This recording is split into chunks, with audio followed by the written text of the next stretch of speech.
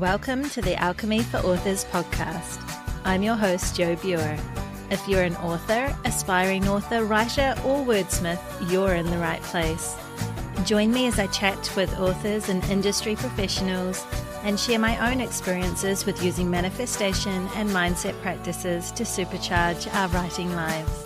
We'll explore ways to overcome writer's block and imposter syndrome. We'll find motivation and inspiration to get our butts in the chair and our stories written. And most importantly, we'll embark on creating lives and livings doing what we love. If you've ever dreamed of a prolific, wealthy, happy or healthy author career or writing practice, then this show is for you. So let's dive into Alchemy for Authors.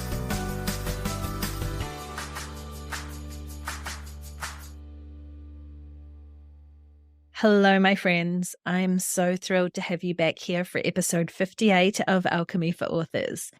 It is the 16th of July, 2023, as I record this. And as you might hear in my voice, I'm a little bit under the weather at the moment.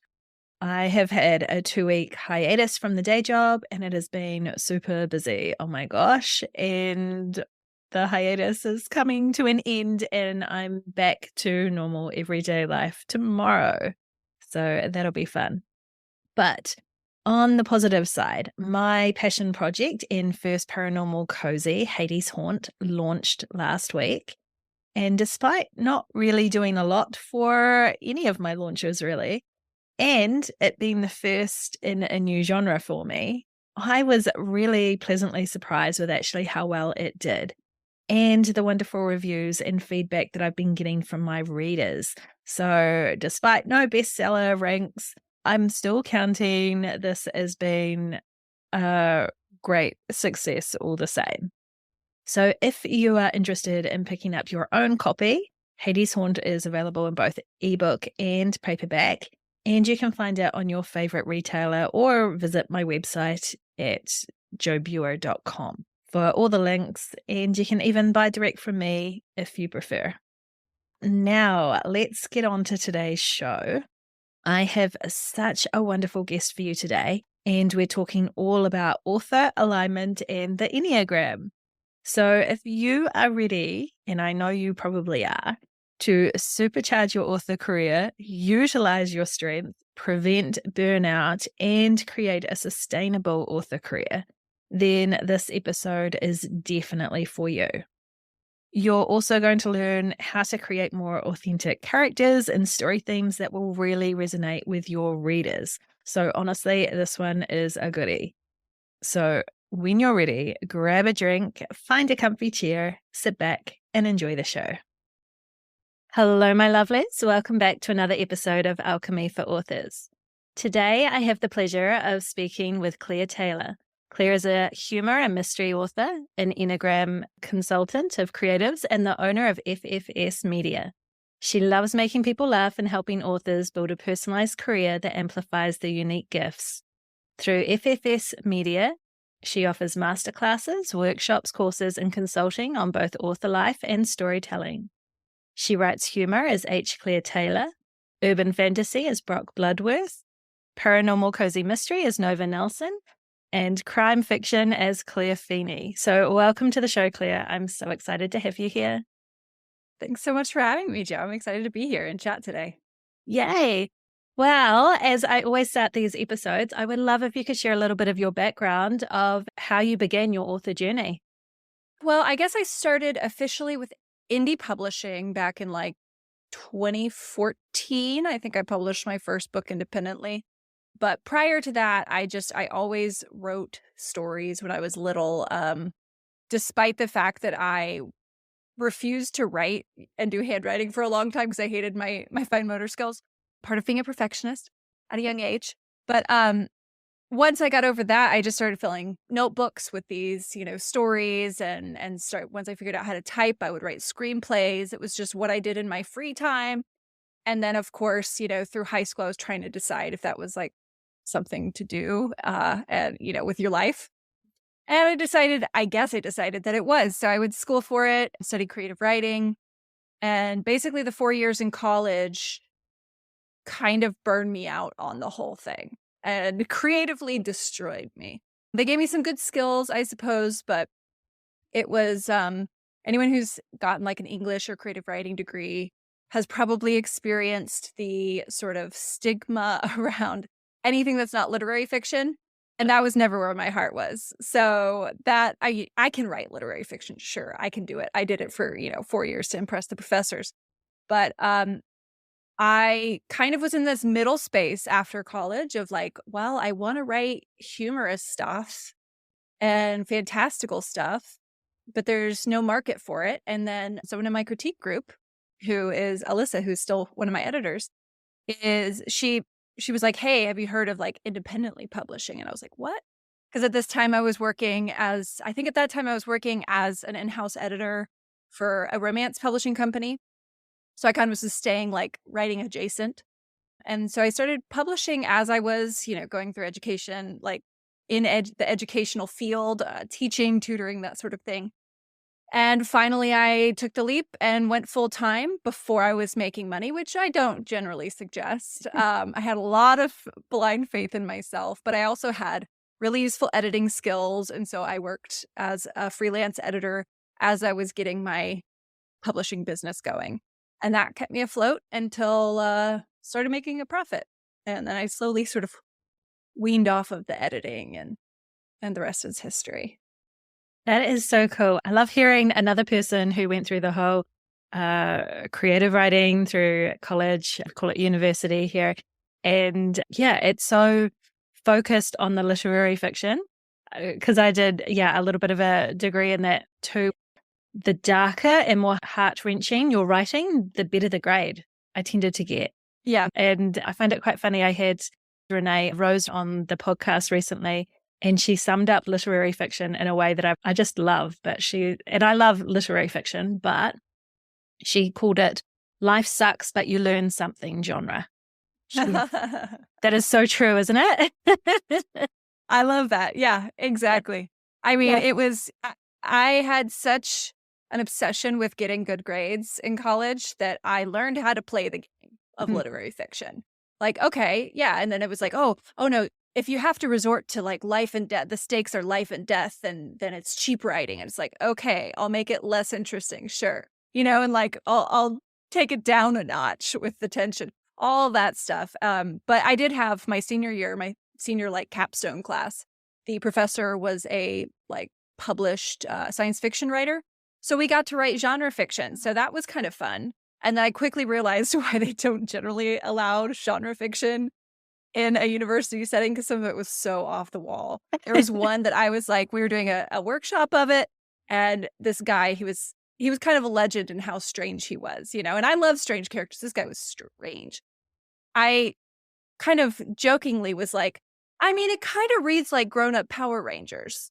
And he goes, thank you. Like, so I finally understood him. And I was like, oh, okay. I'm paying a lot of money to read this in a class.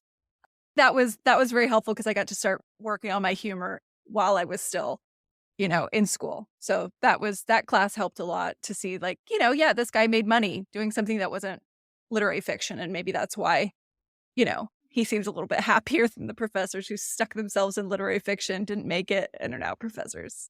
Not to be too bitter, but No, I get that though. I totally do because I remember I had a similar thing. I was a very small cohort, and there must have been maybe 8 or 9 of us with the creative writing specialization in that. And we were all very dark literary fiction or drawing from the most painful moments of our life.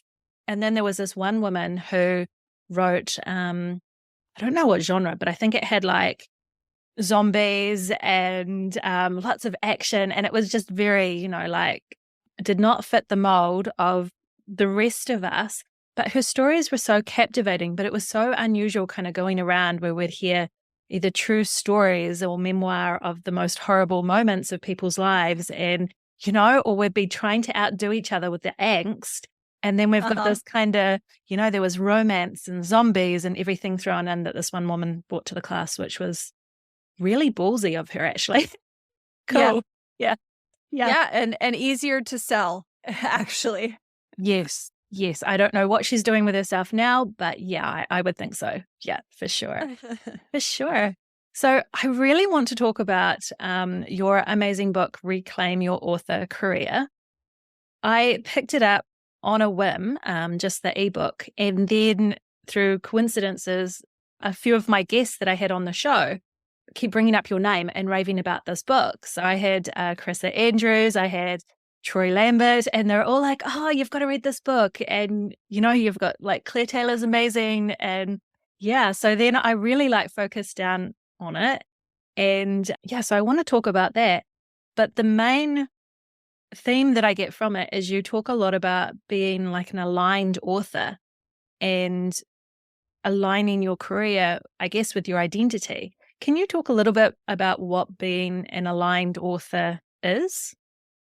Certainly. Yeah, that is the central thing that I encourage all authors to do, which is there are a million ways, a million pathways towards success. And there are even more of those that people will promise you will lead to success. If you just fit this perfect mold for this success, if you just do all of these things, right? So it's really that strategy is fitting ourselves to the success that we want. Instead of when you're aligned, you're looking at yourself and saying, what are my gifts? Where do I shine? And then you're building towards the most successful version of that. And that is sustainable.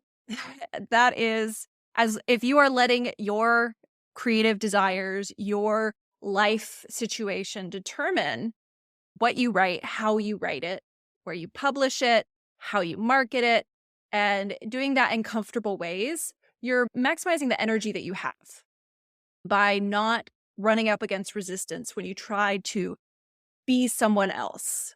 Or, if only I were more this, then I could have what that person on stage has. That just doesn't work. I've tried it. Trust me, I've tried it. I've wanted those success stories to be my own, just like everyone else. But ultimately, just like I could write literary fiction, I made myself write literary fiction. It was not bringing me as much energy as it was expending. Hmm. Whereas when I write something like humor or mystery and I'm really engrossed in it, yes, it does take energy, but it's also giving me energy back. And so that's sustainable. And doing it in a way, when you're a aligned author, it's not about what genre do you write, but how are you writing that genre? What themes are you exploring that matter to you? And how are you shifting your attention towards certain aspects of writing that you care about? No author is good at every aspect of writing. The authors that people love, anyone, pick any author that you love. There's probably 3 things that they do really, really well. And they do those things so well that you don't notice what's missing, right? You don't go, oh, but I wish there was, more scenery description. You're just so caught up in the character. You're so caught up in the suspense that you are just being pulled through it because they do those things so well. So there's no right or wrong things to do well. You just pick the ones that you're naturally good at. You find a genre that absorbs you in some way, and you just work towards that. And you do it in a way that works for your schedule, and you fight the urge for urgency along the way. Yeah, I like that. So I'm only a few years as a published author. And so with this podcast, I think there's a lot of authors who are kind of newer to the journey as well, listening to this. And we really do get, I think when we start out, bombarded with, we must be doing all the things. We must be writing the books and creating a platform and creating a newsletter and getting into marketing and learning this and that. And then, particularly if we're indie authors as well, there's all the publishing side as well. So how can we, particularly when we're starting out, get really clear on what is aligned to us personally so we don't go down that rabbit hole? Right. Well, I think there has to be an allowance for missteps and miscalculations. That is part of the learning experience. So there's really no way to never go down the wrong path. It's about really embracing the fact that once you realize that it isn't quite for you, you can let it go. Mm. and get back on the path that works for you. Because there's just too much in this world that is promising us all these things that we may not be aware we want deeply. And it's too much for one person to never stray, right? So I don't think that there's any way to avoid that. But what I use is the Enneagram, which I'm sure we'll talk more about.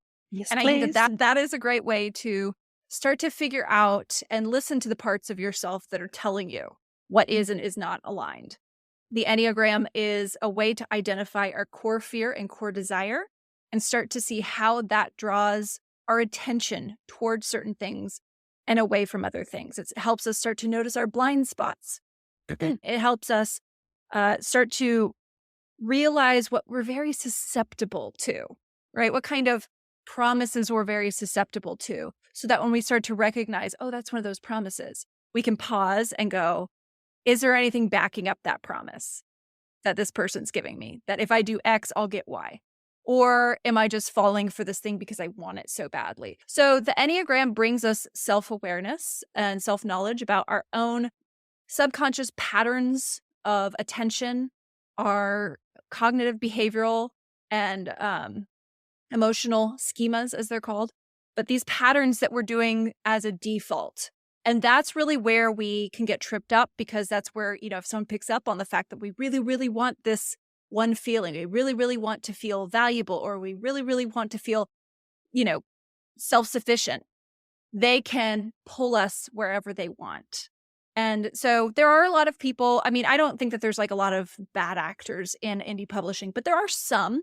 And there are some people who don't realize that they're doing this. They're just really good marketers.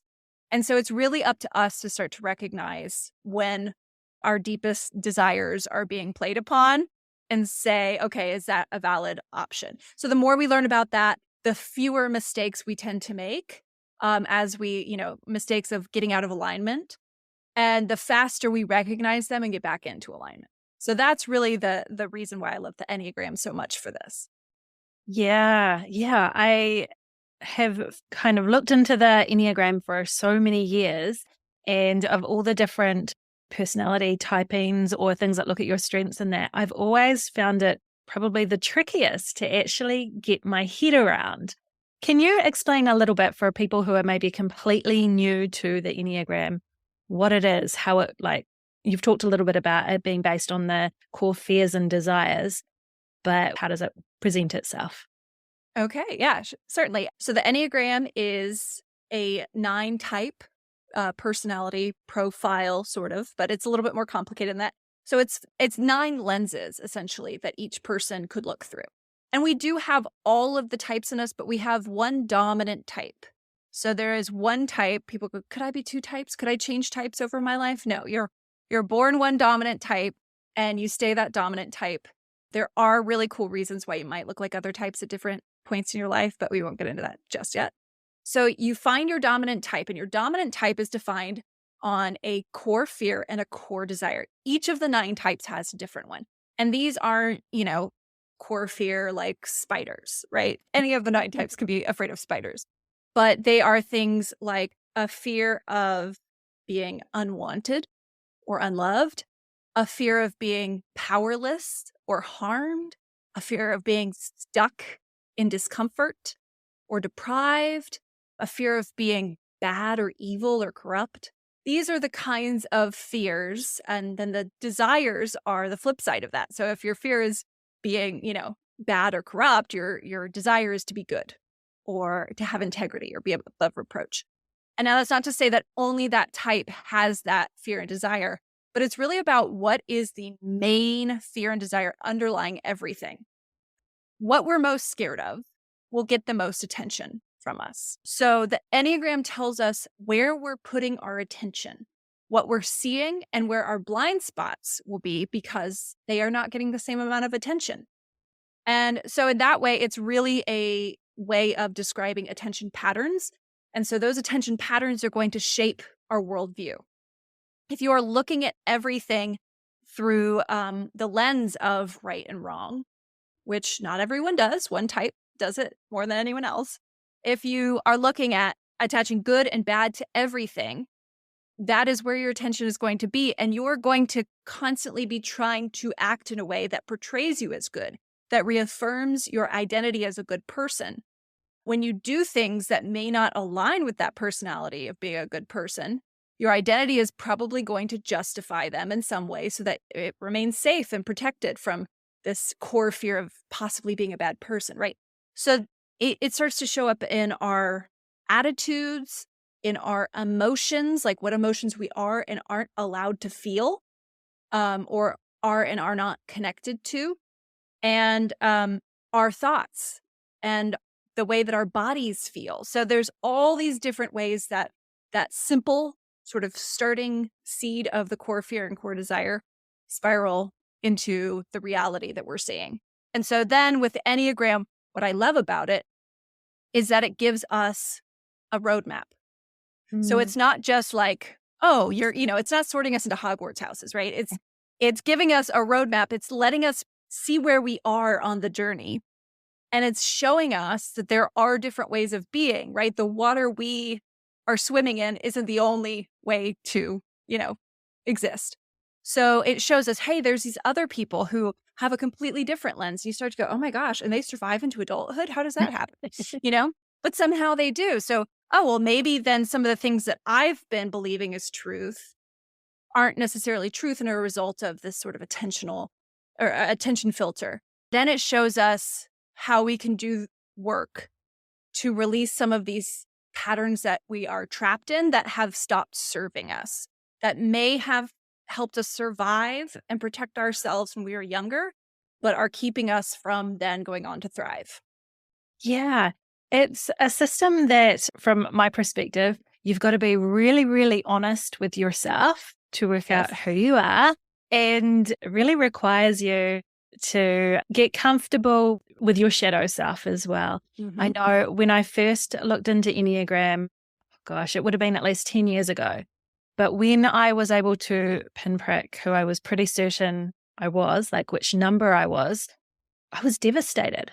I was really kind of annoyed. I was really like, oh my gosh, but this person's like, that this personality, this persona is just so negative and gets such a bad rap. And you can probably guess possibly who what my number is. But I was really disappointed, like, oh yeah, I can see that. Oh, that's ugly. So yeah, it was really took me a while to kind of shake and then learn to work with it. And then, of course, so I know with the Enneagram, it's usually presented as this beautiful design that's kind of in a circle with the numbers 1 to 9. And then the numbers on either side can also influence us quite strongly too in our actions as well. So we've got those different ways that we can sway as well. Now, you've talked a little bit about, we all have that one dominant number or Enneagram that kind of works with us, that we work with through our life. But what does happen when because I felt this myself, actually reading your book had me questioning who I was a little bit. When you really do start to get stuck between, there's two that are really, really like types that come out really strong. How can you discern which one you actually are? That process can take some time. There are plenty of tests online that you can take to get your type, but most tests, the sort of established accuracy is about 50 to 60% accuracy that your top score is your type. It's about 90 to 95% accuracy that your type is one of your top 3 scores. So you want to take those top 3 scores and read about them. And remember that there is a slight possibility that one is not your type, like one of those is not your type, So the test can get you started. But it's really important to read about the types and look at the totality of your life. So there are some places that I will, when I work with clients, because, sometimes it really gets to the point where people are like, okay, I've been doing this for a year. I still can't decide between these 2 types. And I go, okay, let's schedule a call. This is, I can help you do this. I have certification in this. Like, I've been doing this for a while. And I will ask some questions. So some of those questions are, describe some of the patterns that you observed in yourself within about the first 5 years of leaving your family of origin or whoever raised you, because that's really where you're going to start to see personality in full swing, because you've gotten out from under the overlays, the personality overlays of your parents or your guardians or whoever raised you, right? Which, just as a survival instinct, we tend to conform to those while we're in the house. So you're outside of that, but it's the least amount of self-knowledge you will ever have in your life. So you're just acting purely on these patterns that result from your attention. So you can get some really good clues by looking at that period of your life and seeing, like, well, what were some of those mistakes I made? And you can look over the totality of your life and go, what are some of the lessons I keep having to learn? And what are, when I'm in stress, what does that look like? Because each type under prolonged stress can start to resemble a different type. And once you look at the whole Enneagram circle, there's arrows that show you which type you might, look like. So it may be that, these two types look like they could be your dominant type, but you recognize that when you're in stress, you look like one of the stress types, but not the other stress type. So that can help you decide a little bit. Some of the things that throw off taking the test are if you are in your stress type right now and have been for a while. So during the pandemic, when everyone was at home, maximum stress, maximum uncertainty, a lot of people were testing as their stress type, because you're so in it sometimes that you can't imagine previous you. You're just thinking of the patterns you're in right now. So that can sway the test. Or if there was something really traumatic or stressful recently, you may take the test just according to that one, and keep referring back to that same instance, which there are a lot of reasons why that one may not be representative of your, dominant type. So if you find that you're stuck or you see a couple that look like it, and we talk, sometimes I'll be like, hey, what are your parents' types now? Like, let's try and figure out what your parents' types are. And a lot of the times they have a very dominant parent who has one of the two types that they're going between, right? And so sometimes it's like, oh, maybe that's the overlay from my parent, or maybe they're taking on some of their spouse's type a little bit to sort of, keep the peace. And I mean, that happens all the time. Our partners and us, we start to take on those qualities. It's not a bad thing, but it can muddy the waters a little bit with the Enneagram type. So there's all kinds of things to consider. So if someone is going between two for a long time, I would say talk to someone who can help you through it. I mean, I can do that, but there are plenty of people who can do that as well. Yeah, that's really interesting. Like I said, I was pretty certain, and have been for years, that I was Enneagram 4, pretty certain. And then I can't remember what it was, but you've got cool little parts all the way through your book about things like your money beliefs, potentially tied to your Enneagram, your just all these kind of things. And when I was reading, I was like, ooh, maybe I'm a 5. And then I was starting to question, because I thought I was a 4-wing 5. And then I was like, what if I'm a 5-wing 4? And so your book had me really questioning, which I think is a good thing, because the more insight we have about ourselves, the better on this journey. But one of the things I thought was cool is that your book also talks a lot about how you can design your author career using the Enneagram. And so you were talking about potentially who your ideal audience is. If it can align with your Enneagram, who you are, you're just more naturally going to be able to, hit the mark with that audience when you're writing and things like that.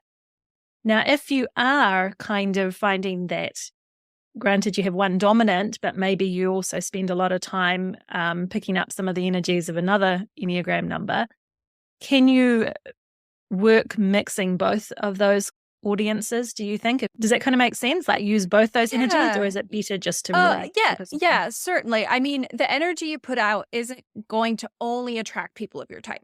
So I would say that you probably would have more people, like maybe a slightly larger distribution of people who are your type, because they are like, yes, you see the world the way I do. But there are times when, people want to lean into certain energies that aren't their own, right? So it may be that, like, I'm not a 4, but sometimes I want to sit down and read like a very type 4 book, right? Like Interview with the Vampire is such moody type 4 energy. And sometimes I need that. Yeah. Right. Sometimes we need that. Sometimes I want to read a fun, adventurous beach read, which is kind of that type 7 energy. Or sometimes I want to read just a really cerebral detective book, which is more of that type 5 energy. So I think that you're going to have readers of every type in your readership. But as long as you're projecting what they're going to get and that's aligned with you, you can be consistent about that. Even if you aren't consistent in your genre or you aren't consistent in how frequently you publish books, as long as you are consistently you, that's going to be that unifying factor. And people are going to know that when they're looking for that specific thing, you are the person to go to. Yeah, I like that.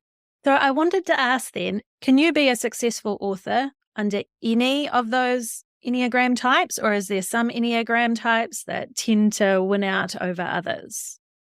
Yes, you can be successful with any of the types. That is absolutely it. I think some types are more prone to trying to fit into a mold so that they think will be successful. And so that's something that I would work on with folks and just say like, no, you're missing out on your gifts. You're ignoring your gifts. Like they are valuable too.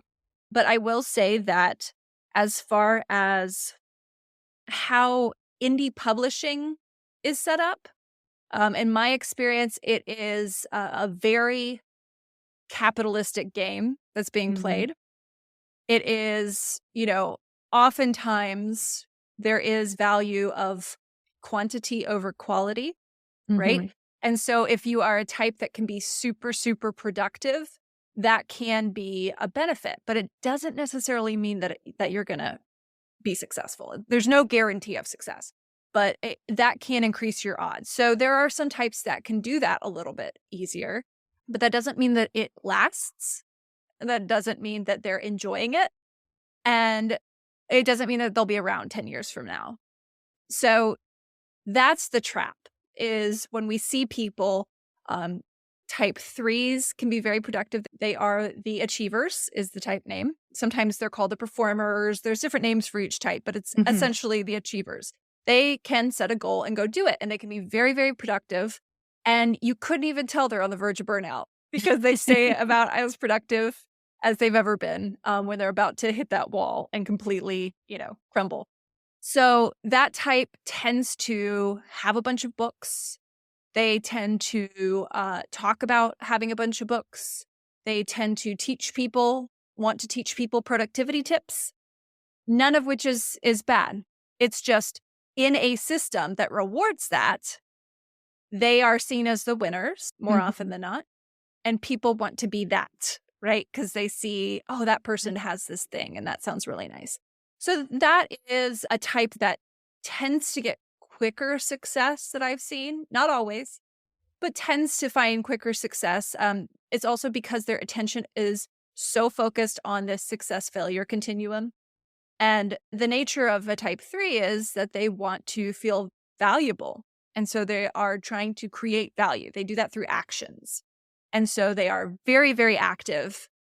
They get a lot done. One thing that is not super productive is emotions. And so 3s tend to kind of put emotions to the side until it becomes something that needs to be addressed. But some types can't do that. And so some types cannot follow that path. A lot of type 1s that I meet, which are the reformers, which are looking at good and bad, that's their continuum. They want to be good people. If they were raised in a society that has associated work and ethic, right? Where you work hard, you're a good person, good people work hard, then 1s can be very productive as well. And 1s are really good at putting their feelings aside as well, but they don't really put them aside. They box them in, store it all in that gut. But they can white knuckle until they get stuff done, but they run out of energy a lot faster than 3s. So 1s try it, they get pretty far, and then they burn out. 5s, same, that can be pretty productive in that way. 8s can be pretty productive in that way because 8s don't recognize their own weakness. That's kind of a scary thing for them. So certain types can do it, and other types, it's just not going to work. They just can't put their emotions aside. And that's a good thing in just living a wholehearted life, right? But it can become frustrating in a system that rewards putting all emotion to the side and just getting things done. Yeah. So I think there is that danger, particularly when starting out, and you talk about this a bit in your book too, about, not to be mean to threes, because I love that three energy, but because they're quite often the people on the stage, the people who have that big audience and are sharing all their knowledge in that, I can understand how it's so easy for a lot of us who may be different on different numbers on the Enneagram, wanting to try and take their lead and do what they're doing and feel like that's the only way, without taking into consideration that we're different. Yeah, that there could be different paths. One thing that I really loved in your book is there's the concept of, and I've talked about it on the show too, finding your writing why, finding your why you got into this profession and everything. And you talk about also how your why cannot be linked to money, or it's not going to be linked to money, which I thought was really, really good. And you use the Enneagram to give you that idea as to what your why might be. Can you talk about why our whys are not linked to money? Yes. And so there are going to be people who disagree with me on this, but I am looking at building sustainable careers and helping people build sustainable careers. And, this is a fairly new industry. Indie publishing has been around for a while, but this is an industry that has ups and downs that are oftentimes unexplainable at an individual level. So just because you are having a bad sales month doesn't mean that you have done anything wrong to cause that. Just because you are having a good sales month doesn't mean you've done anything extraordinary to cause that. But we're very quick to jump on the fact that if we're having a good sales month, it's because of us. But there's that dark side that as soon as the tide turns, that's got to be about us too, right? And now, oh my gosh, now I've linked my value, or I've linked, my good feelings to this thing that is out of my control, and that will demotivate you. So if you want money, if you just want money, get out of writing. Go do something else with paycheck, salary. Go get a government job. You're going to have money coming in every month. It's hard to fire you. That's what you need. If you just want money, go do something like that. But that's not what people are going for with writing, by and large.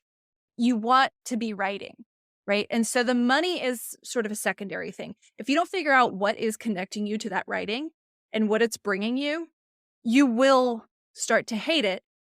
And then you can't make money if you don't write books. So the number one thing you have to tend to as a writer is your connection and your passion with the writing. That doesn't mean you have to enjoy every step of the process. There are some days where, I am so deep in revisions, I want to walk into the woods and never come back. Right? It doesn't have to all be a pleasurable process for you to remain passionate about it.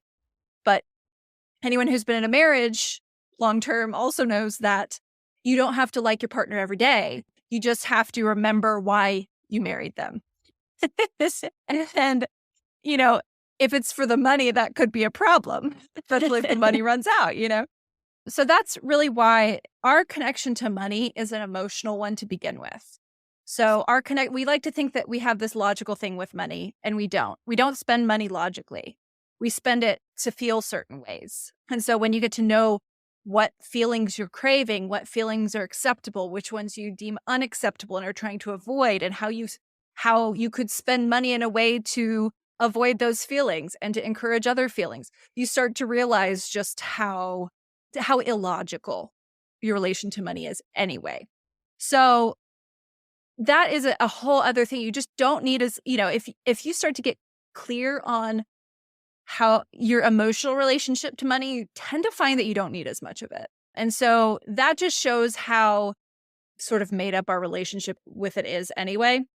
So that's why I start with the writing, because if you are enjoying your writing, you're going to get so much out of it, and it's going to fulfill you in the way that you need to be fulfilled, that the money is not going to be as important. Now, money is important. We have to pay our bills, right?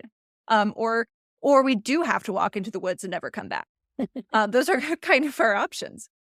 So I'm not going to say like you don't want money, but that is something that can be handled outside of your writing. That doesn't have to be, your writing does not have to become your main source of income. And for a lot of people, it's probably best if it isn't.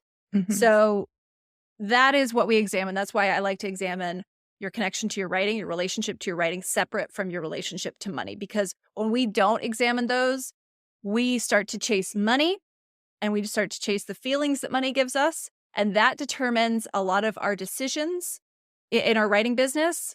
And then suddenly you look around and you go, oh, I hate this genre. Why am I a bestseller in this genre? I want to be a bestseller in this genre. I meant to be writing this other thing this whole time. What happened? I blacked out. So that's how you can really get out of alignment when you aren't aware of those two separate entities.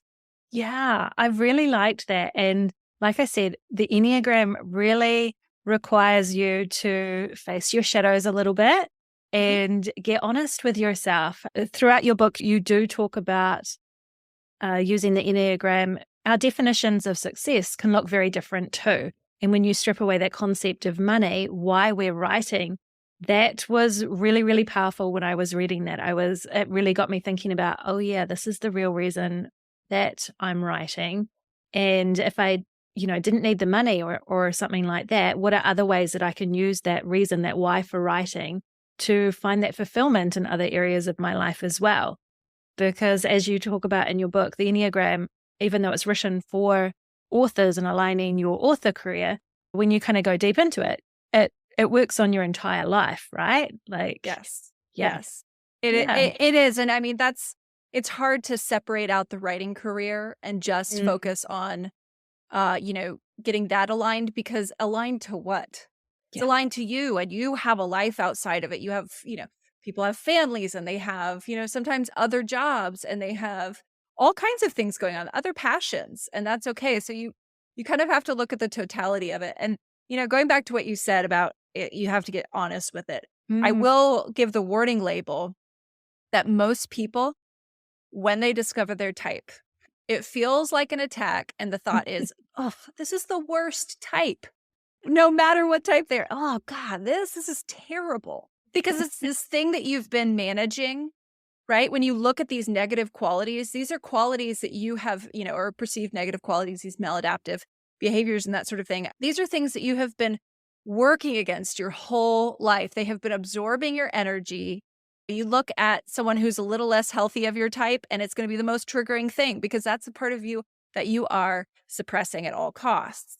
So yes, you have to be really honest. And thankfully, I have no problem with telling people things they don't want to hear.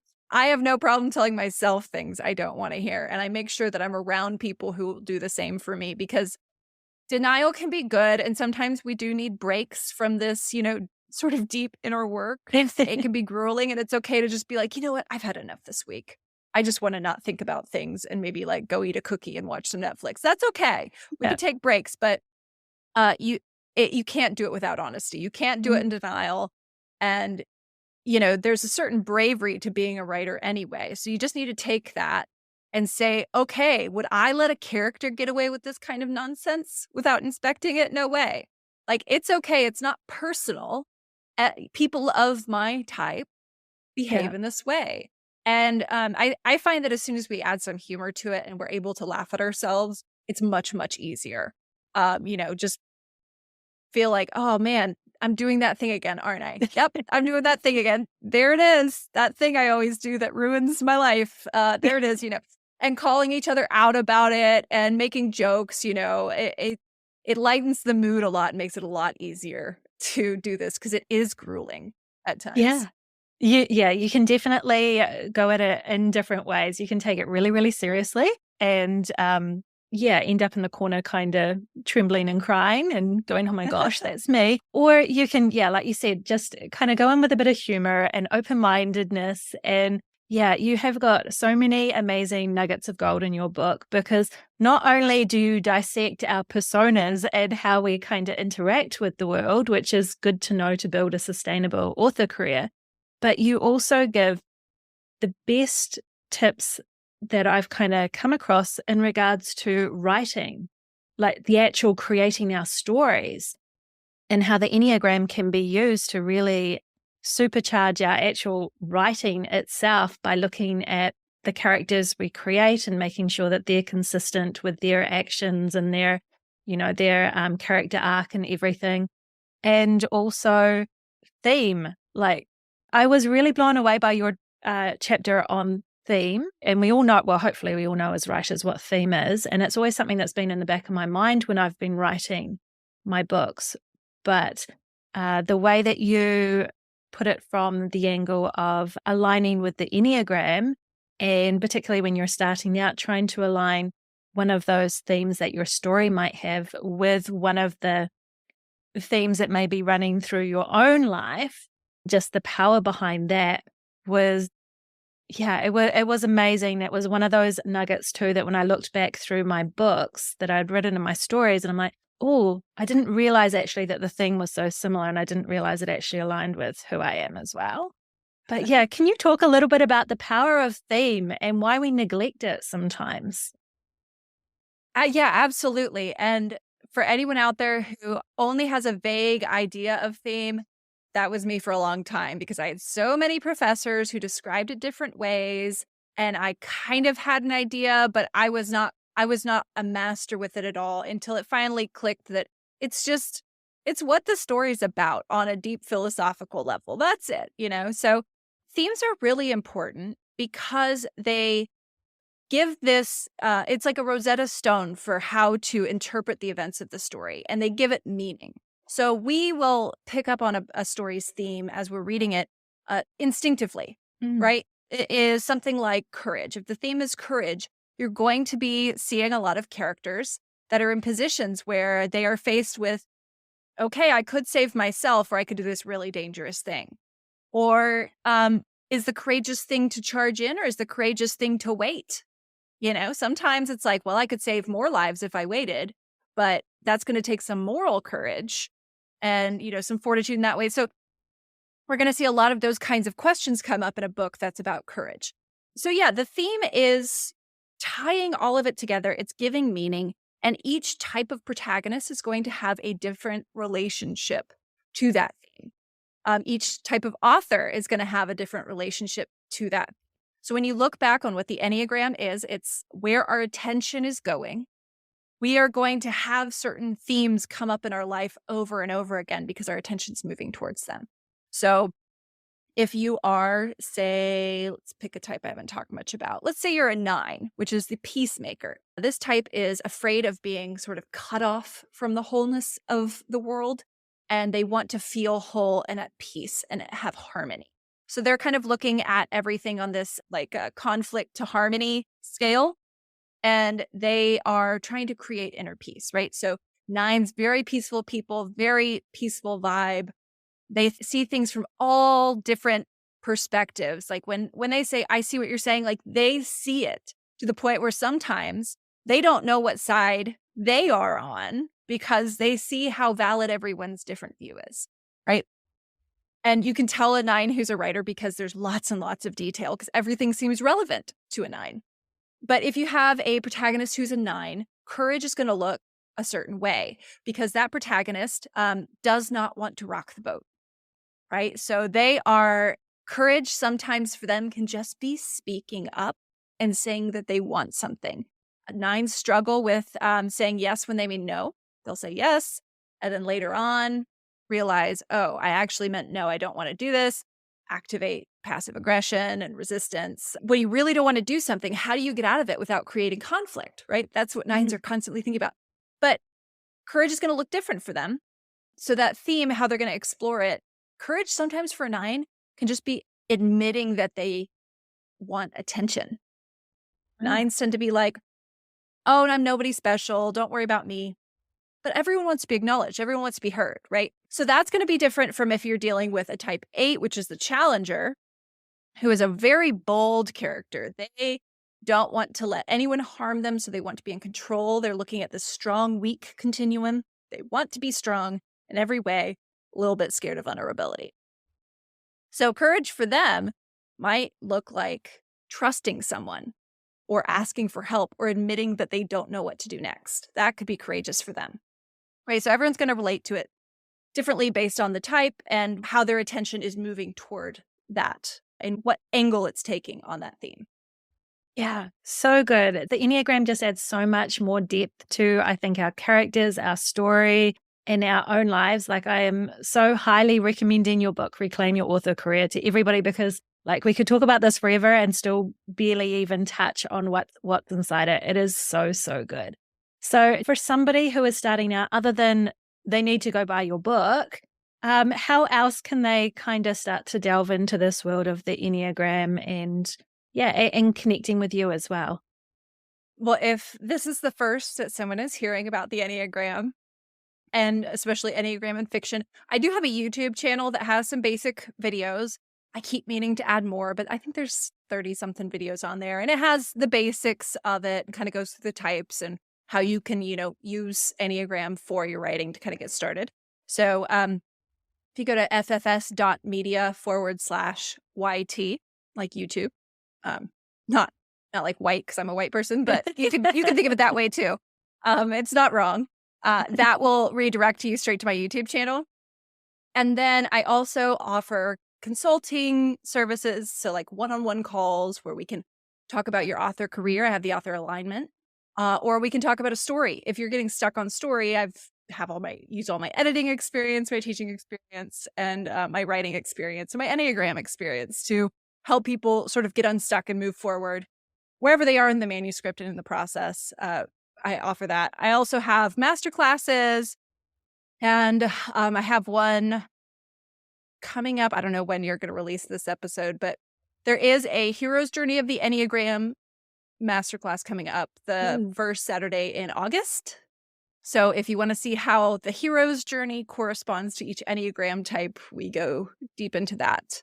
What is each type's elixir? What does the dark night of the soul or the, supreme ordeal look like for each type? Or what might it look like? What themes go along with that?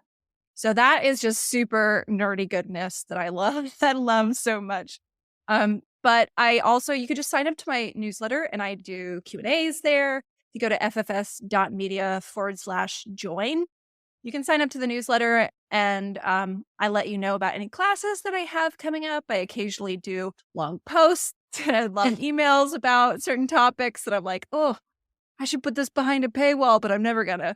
So it's there for free for anyone who wants to sign up and learn more about it with me. So awesome. And I did see too that you've got a 5-day free course as well, don't you? Mm-hmm. Which yes, highly recommend. Yeah. Oh, good. Okay. Yeah. Yeah. Yeah. That is, I also have that. I forget about what I have, but there is a free 5-day course. That is ffs.media/5-day, like number 5 day. And that'll redirect you to the course. And that follows the same pattern as the book of just these concentric circles of your career that we examine. And it can get you started on thinking how the Enneagram might apply to it. So good. So amazing. And I'm going to put all those links in the show notes too. Thank you so much for coming on here. Honestly, I could just have you here all day talking about the Enneagram and that. I just love it so much. But thank you so much. It's been so wonderful talking with you. This has been such a pleasure. Thanks for giving me an outlet for this. Takeaways from today's show. 1. There is no one path to having a successful author career. The secret is in creating an author career that best aligns with who you are. 2. No author is good at every aspect of writing. Give yourself permission to focus on the 3 or so things that you do well and that give you energy. 3. Missteps along your writing journey are inevitable. Learn from them and let them go. 4. Knowing your Enneagram type and your core fears and desires can help you create an author career that aligns with who you are and is sustainable. 5. Your Enneagram type never changes. You're born with it, but you will at times, particularly when stressed, pull from other types. 6. Knowing our Enneagram type can help us determine where to put our attention and energies and where our blind spots might be. 7. You can be successful under any Enneagram type. 8. Getting clear on your writing why can help you become an aligned author. Your why is never attached to money. 9. Aligning your characters and story themes with the Enneagram can make your characters' actions, fears, and motivations more authentic and help you connect better with your readers. So, if you haven't explored the Enneagram before, I hope that this episode has inspired you to do so. I really cannot recommend Claire's book, Reclaim Your Author Career, enough. This book is career-changing. And as usual, I'll put links in the show notes, as well as links to sign up for the masterclass that Claire mentioned that is taking place in August, The Hero's Journey of the Enneagram, so make sure you sign up to that quick. I've signed up, but I will not be there live. I'll be catching the replay due to the time difference. Also, I just want to give a final plug for my new novel, Hades Haunt, which is out now as an ebook and in paperback. I really enjoyed writing this story, and I'm hoping my readers are really enjoying reading it. So if you want to check it out, see what you think, and then let me know. I have some really exciting future episodes planned for Alchemy for Authors over the next few months, so make sure you subscribe or follow on whatever platform you're listening to this on so that you don't miss any episodes. And if you're enjoying the show, make sure to rate, review, or share with a friend. It really does help me out and encourages me to keep the show going. So otherwise, my friend, have a lovely week, and until next time, happy writing.